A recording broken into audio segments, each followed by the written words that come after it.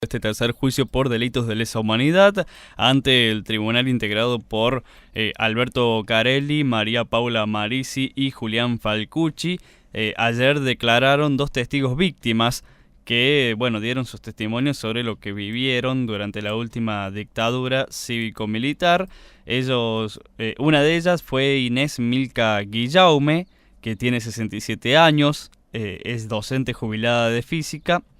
Y a ella la detuvieron el 8 de mayo de 1975, poquito más de, muy cerca de la fecha donde empieza lo que es la conocida Operación Independencia, que fue donde empiezan justamente esta serie de operaciones que llevó adelante lo que eran las fuerzas de seguridad y que después terminaron, ¿no?, obvio, con el comienzo de la dictadura a nivel nacional, ¿no?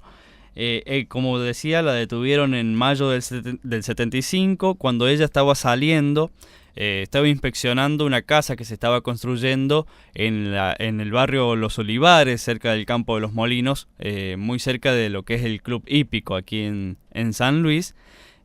Pero si bien ella estaba construyendo esa casa, vivía en el centro de la ciudad en una residencia universitaria. Al salir de esta inspección, ella dice: cuando salgo veo un auto con vidrios polarizados. Cuando yo veo que baja un individuo, se baja con una ametralladora y me llevan a la parte, o sea, la suben al auto y la llevan a la parte de atrás de la Policía Federal. Allí la maltratan, la sientan en una silla dentro de una oficina y dice: me maltratan, me fumaban en la cara, me hacían fumar. Si bien yo no fumaba, a veces me obligaban a que yo fumara. ¿Y eso en pleno centro de la ciudad? Sí, en las oficinas de la Policía Federal, ¿no? Ilia casi Chacabuco, Exactamente. donde está Osde ahora. Exactamente. No, en realidad al lado. Y es ella empieza a contar todo lo que vivió allí, dice que le mostraban fotos, que ella estaba muy choqueada, dice, entonces no recuerda bien las fotos, ¿no? Pero dice, el padre era muy aficionado a las fotos, entonces ella guardaba fotos del padre, y dice, dice que eran fotos de mi papá las que me mostraban. Después dice que... ¿Por qué cree? Porque al estar choqueada dice que no divisaba si eran verdaderamente las fotos que sacaba el padre o si eran fotos del padre mismo, la cara que se veía. Era como que, encima que han pasado más de 40 años, es como que incluso se ha borrado esa imagen de la mente, ¿no?, de Guillaume. También le mostraban objetos de la casa, o sea, como que habían estado dentro de la casa, si bien no había habido allanamiento de por medio, como que ya habían descubierto que vivía en la residencia universitaria aquí en la calle Elpidio González, es la residencia donde ella vivía, junto a una compañera, que de la compañera lo único que dijo es que vivía con ella y no supo más nada. Y ella trabajaba en la parte de cultura del gobierno. Y estuvo 2 o 3 días allí en la Policía Federal y la trasladan a la cárcel. Allí en la cárcel dice que ella llegó muy conmocionada y que incluso a los pocos días se desmaya, y la tienen que trasladar al hospital de la ciudad de San Luis, ¿no? Porque estuvo muy, muy choqueada y dice: yo sentía que me estaba muriendo, me trataban como un monstruo. Y dice que al hospital la llevan con el individuo que contábamos recién, que la maltrataba, que le fumaba en la cara. Él dice, cuando ella logra despertarse un poco en el hospital, estar consciente, allí ve que es el mismo individuo que la maltrataba en la oficina de la Policía Federal, y cuando el individuo la divisa que está despierta, dice, me seguía maltratando, incluso me apagó un cigarrillo en la mano. Esto todo dentro del hospital, ¿no? Y la verdad que era... ¿Y ella no lo identifica al agresor? ¿De quién era? No lo conocía. E incluso lo primero que dijo apenas, porque viste, Mario, que el juez apenas comienza le pregunta si conoce a alguno de los imputados por si tiene alguna relación o es deudor. Dice, no reconoció en ningún momento a Allende. que ya te voy a contar porque en realidad es cuestión de la memoria, ¿no? De esto de que han pasado muchos años. Y bueno, fue algo de lo que se tuvo en cuenta ayer en la audiencia. Dice, bueno, me llevan a la cárcel, a todos los acusados, dice, a todos los que estaban allí en la cárcel les decían que estaban por mi culpa, por cosas mías. Pero, dice, yo no me podía defender y los mismos de la fuerza de seguridad tampoco se podían defender porque no tenían cómo probarlo, dice. A todos les decían que estaban por cosas mías, pero no había forma de probarlo, de defenderse. Y en ese sentido dice, la justicia en ese momento no existía, y esta, por la audiencia de ayer, dice, es la primera vez que cuento todo lo que pasó. O sea que no había tenido oportunidad alguna de contar justamente lo que había sucedido. Es la primera declaración que hago. Con esas palabras utilizó Guillaume justamente la oportunidad de contar lo que había vivido, ¿no? Esas torturas que había sufrido después de su detención. Estuvo en la cárcel de mujeres, de aquí de la ciudad de San Luis, aproximadamente 1 año y medio. La cárcel de mujeres funcionaba en Rivadavia y 25 de mayo.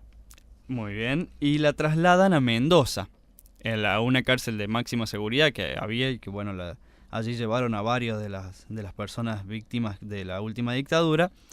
Allí en Mendoza, dice, no recuerdo bien cuánto tiempo estuvo, pero desde allí de Mendoza la llevan de nuevo a la cárcel de Devoto, en donde estuvo 4 años. Y allí en la cárcel de Devoto es donde ella se entera de una causa judicial que fue iniciada a su nombre por un juez de oficio. Ella dice que nunca supo quién era ese juez de oficio.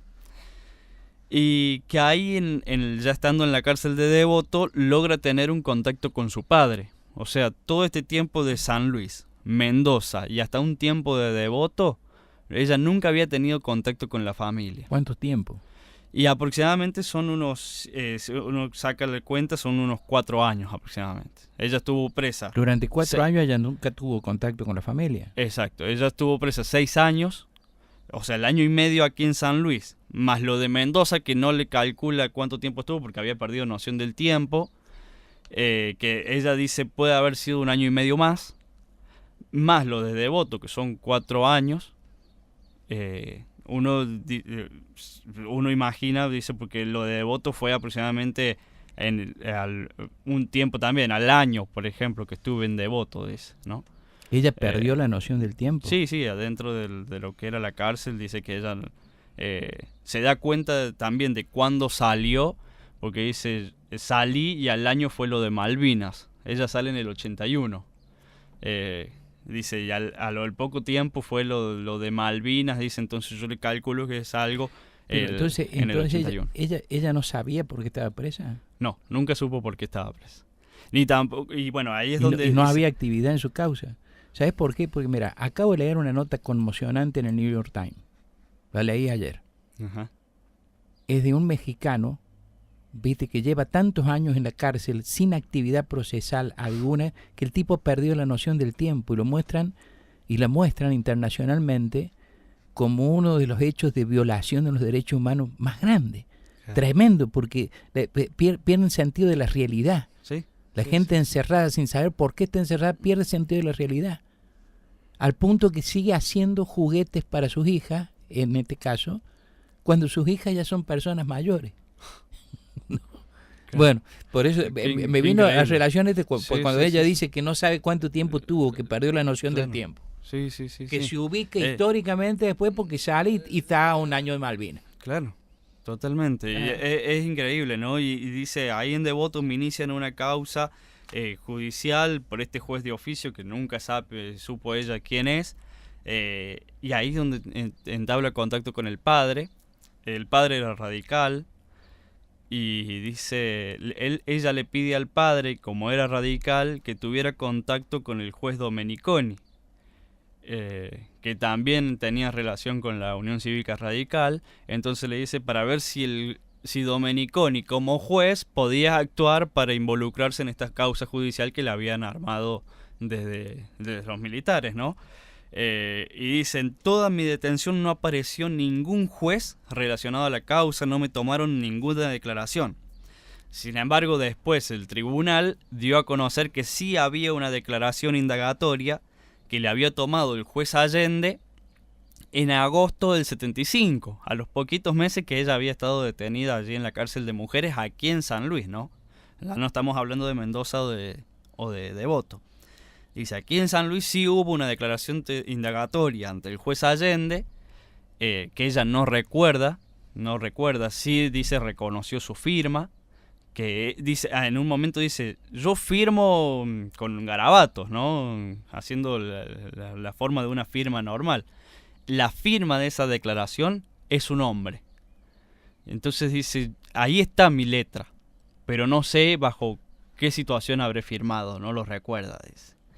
Y en esa declaración ella denunciaba justamente todas las torturas que vivió y bueno, recuerda, no lo recuerda, dice, no me acuerdo por el nombre a un tal Eduardo Allende, la verdad que no lo recuerdo, porque dice, yo declaro estando muy choqueada, entonces no sabía lo que estaba diciendo.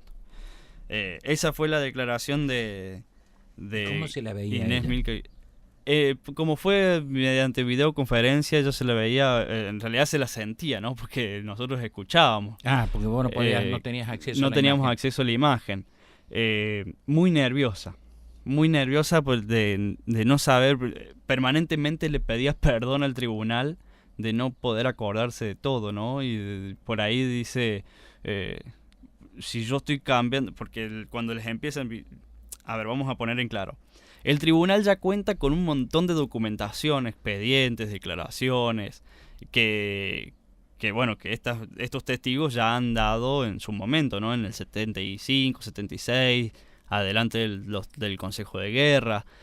Y en ese momento ellos han dicho una cosa y ante el tribunal, bueno, dice...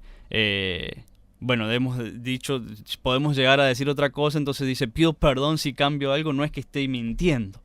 Y permanentemente lo decía, pero Claro, bueno, ella es porque ha pasado mucho tiempo. Y el tribunal en ese sentido dice, sí señora, le entendemos, han pasado más de 40 años, o sea que se puede... Qué cosa conmovedora, ¿no? Totalmente. Estamos escuchando el informe de Javier Mamí acerca de la audiencia que se cumplió ayer en el Tribunal Oral Federal en el tercer juicio por delitos de lesa humanidad cometidos durante la dictadura militar, y en la que uno de los imputados es el ex juez federal de San Luis, el doctor Eduardo Allende. Ya nomás volvemos con Javier Mamí. Estamos con Javier Mamí y su relato acerca de esta audiencia que se cumplió ayer en el Tribunal Oral Federal. Sí, Mario, continuamos con la declaración que hizo Julio Oscar González. Él es taxista actualmente en la Ciudad Autónoma de Buenos Aires, declaró desde allá a través de videoconferencia también.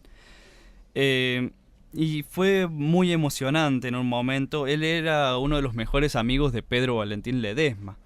Y ya vamos a contar por qué el momento de emoción, ¿no? Él es increíble, ¿no? Porque a él lo detienen el 25 de octubre de 1976, ya entrada la dictadura. Él en su momento era músico, compartía una bandita que habían armado con Carlos Mora. Carlitos Mora. Exactamente, que lo acompañaba en ese momento cuando fueron a la jefatura, ya vamos a contar. Y además de Carlos Mora, había otro compañero que no quiso dar el nombre, pero dice otro compañero que era policía. Además de músico, era policía. Entonces dice, fuimos a coordinar un ensayo a la jefatura de policía, allí en calle Belgrano y San Martín. Fuimos a la jefatura. Cuando estábamos preguntando por este compañero para coordinar el ensayo, viene otra persona y nos dice, usted está detenido. Así lisa y llanamente. ¿Y él andaba con el Carlitos Mora? Sí. Después el tribunal no quiso entrar en detalles sobre lo de Carlos Mora, no preguntaron nada al respecto. Él dice, yo llegué hasta la jefatura y a mí me dijeron, usted está detenido. A Julio González lo llevan a una oficina, allí en informaciones de la policía, y dice, yo recuerdo que estaban todos de civil.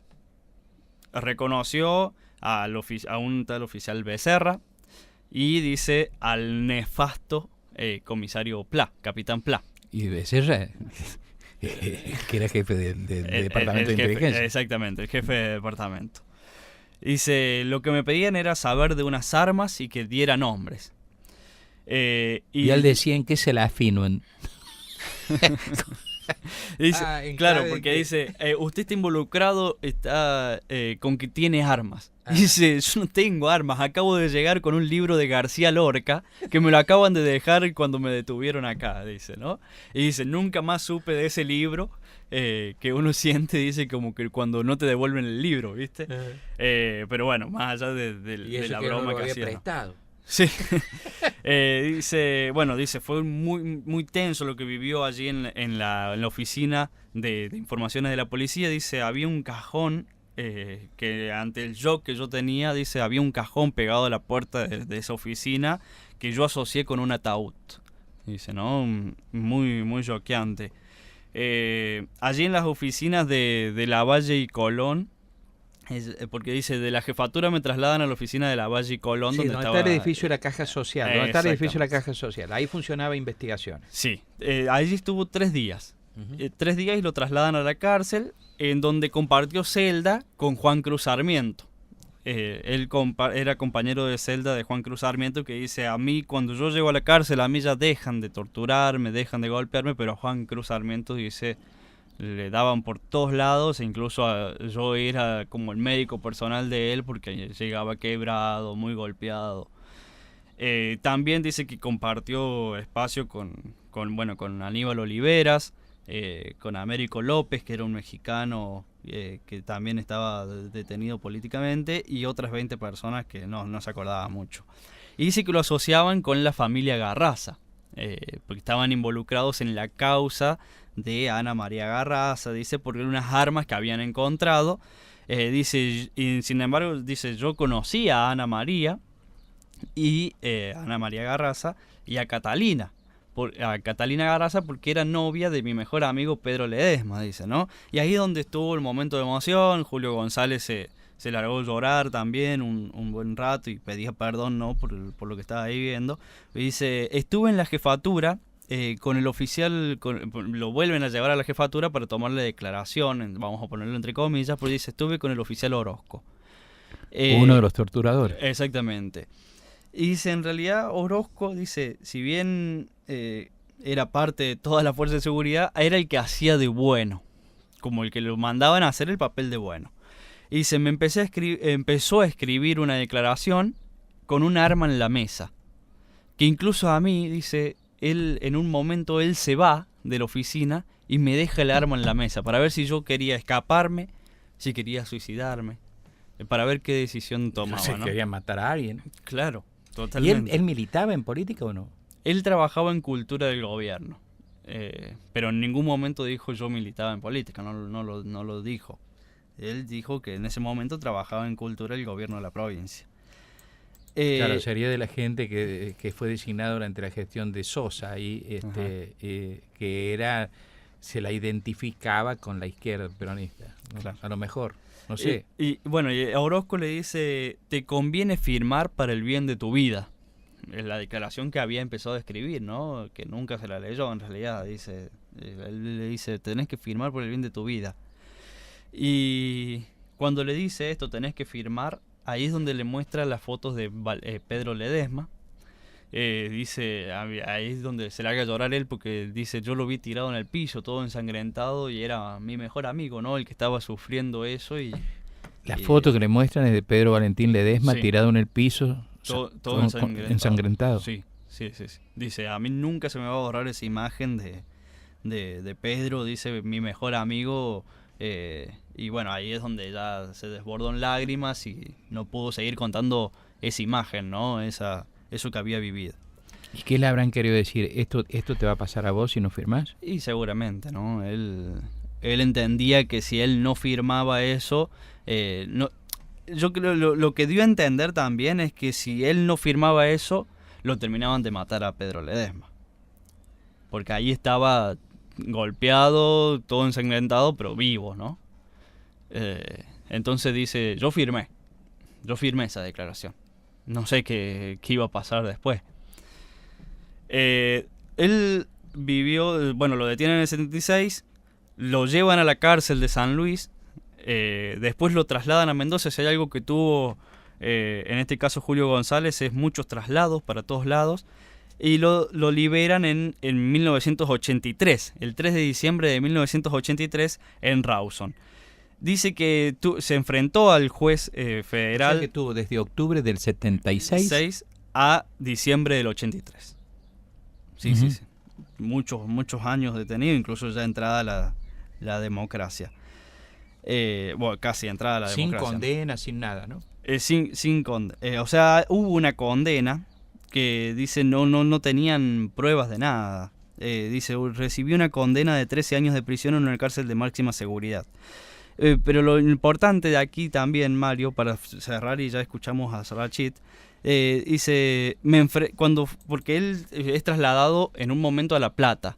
Cuando van a La Plata, todos los que estaban acá en la cárcel de San Luis, se enfrentan al juez Allende y dice, yo le dije que fui torturado. Y él me contestó, Allende me contestó, el motivo de mi visita no es para saber el porqué de la tortura. Solamente es para saber si esta es tu firma o no en la declaración que le había tomado Orozco. No me vengas con complicaciones. Claro. Y bueno, a él lo condenan porque en un momento lo enfrentan al Consejo de Guerra, claro, el Tribunal Militar. Claro, ese es el que le pone los 13 años. Con esto cierro, ¿no? Dice, el Tribunal Militar, el Consejo de Guerra nos dan una lista de defensores y si uno veía la lista eran todos militares. Entonces yo elijo un tal Pérez, ¿no? Dice, por el simple hecho de ser Pérez. Y me enfrento a este tal Pérez cuando le fui a contar lo que me pasaba a mí. Y le dice Pérez, por culpa tuya estoy haciendo esto. Deberían estar todos muertos. O sea, el propio defensor que le habían puesto para que lo... Uno se ríe, pero claro, porque es una cosa, ¿no?, increíble, ¿no? Totalmente. Y dice... del 77, porque esta fue una de las preguntas del tribunal, del 77, que fue cuando se enfrentaron al juez Allende, al 83 que lo liberan, nunca más vieron al juez. Entonces dice, yo en un momento sentí que el juez me podía ayudar, pero veía al juez como un enemigo y tenía que ocultar todo para poder defenderme y ser libre, ¿no? Increíble lo que se vive. Escuchamos, Mario, cerramos ya con esto, la palabra de fiscal Rachid, que evaluó justamente lo que se vivió ayer en esta audiencia y la próxima audiencia, que va a ser importante porque es la inspección al juzgado federal. Lo importante que sacamos de la audiencia es se corrobora los extremos de la imputación en el sentido de la absoluta indefensión y falta de intervención judicial en amparo de los derechos de las dos víctimas. Las dos víctimas en su momento declararon ante el juez Allende todas las torturas que habían padecido, Guillaume en la Policía Federal y González en la Jefatura de Policía de la provincia, esta última con más gravedad todavía porque recordemos que estaba pared por medio con el juzgado federal donde tenía su despacho el juez Allende y sin embargo el juez lo único que hizo fue dejar constancia de lo que dijo la víctima pero nunca investigó, con lo cual se corrobora en estos dos casos la acusación que está haciendo la Fiscalía en el sentido de que hubo un claro acuerdo tácito de brindar cobertura judicial cuando se trataba de hechos que eran cometidos por fuerzas de seguridad que actuaban en lo que se llama la lucha antisubversiva. Hay precedentes jurisprudenciales en el resto del país que demuestran que precisamente el plan criminal ya estaba instaurado y muy particularmente a partir de febrero del 75, después del operativo Independencia y todas las pruebas piloto que hicieron en Tucumán y demás. Así que, en definitiva, esto es una clara muestra de eso. En cuanto al accionar de las fuerzas represivas en el 75, ya esto demuestra que la logística y el plan sistemático ya estaba en marcha precisamente antes de octubre del 76 y lo que hubo, la diferencia básicamente es que en el 76 empieza la jurisdicción de los tribunales militares. Lo que hemos escuchado en estos testimonios, no solo de esta audiencia sino de los anteriores, está muy involucrado más Allende que Camps y Caram, ¿no? Es lo que se ha visto. En realidad esto es solamente porque Allende tiene una imputación muy precisa que es no haber investigado cuando tenía que investigar o impedir las torturas que estaban siendo sometidas las víctimas y porque arriba el juicio con un total de casi 30 imputaciones, 30 casos. En el caso de las otras dos personas, ellos están imputados por las específicas intervenciones en los interrogatorios bajo tormento de las víctimas en 3 casos y 4 casos respectivamente. Los 3 y 4 casos respectivos han sido todos ya juzgados en los otros juicios, por eso las víctimas de esos casos no las vamos a escuchar en este juicio y es por eso que no se menciona a Camps y Caram. porque los testimoniales de esas víctimas y de los testigos de contexto fueron incorporados a través de los audiovisuales del segundo juicio. Esa es la única razón, por una cuestión más que todo numérica de cantidad de hechos y víctimas, por la que no se menciona a estas dos personas, pero la imputación es esencialmente distinta. Una cosa es quienes llevaron a cabo, ejecutaron los hechos de tormento y privaciones de libertad y allanamientos ilegales y demás, y otra cosa es la de los jueces que ampararon eso no investigándolo. Todavía no está definido el de los lugares a inspeccionar, aparentemente podría ser el juzgado federal. La importancia que tiene esto es que sigue funcionando actualmente en la misma época de los hechos, ahí en calle Colón y San Martín. Belgrano y San Martín. Por lo tanto, la importancia es precisamente que el tribunal, esto ya lo han hecho tribunales anteriores, pero cada tribunal en su particular integración tiene que tener contacto directo con todas las pruebas. Entonces, esta sería ya la tercera inspección que se va a hacer del juzgado federal en el marco de causa de lesa humanidad, porque este tribunal está integrado por nuevos jueces, para que ellos puedan ver in visu directamente dónde está ubicada la oficina del juez federal en aquel momento, y de esa forma poder ver que la cercanía que había con el principal centro de tortura que funcionó en la ciudad de San Luis, que era el D2, que estaba en la jefatura de policía colindante con el juzgado federal, y ver lo fácil que le hubiera resultado al juez precisamente poder simplemente cruzarse de edificio y verificar la situación de los detenidos cuando les llegaban las denuncias.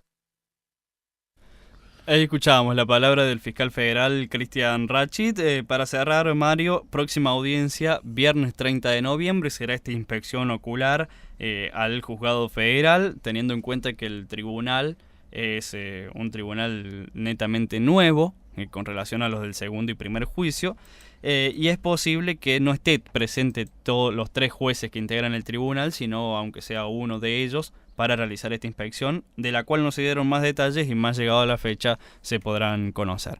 Esta fue la tercera audiencia por el tercer juicio de lesa humanidad. Gracias, Javier. Gracias, y buen fin de semana. Igualmente. Señora. La pausa, las noticias. Ya continuamos aquí en Radio Universidad. En el aire, Radio Universidad.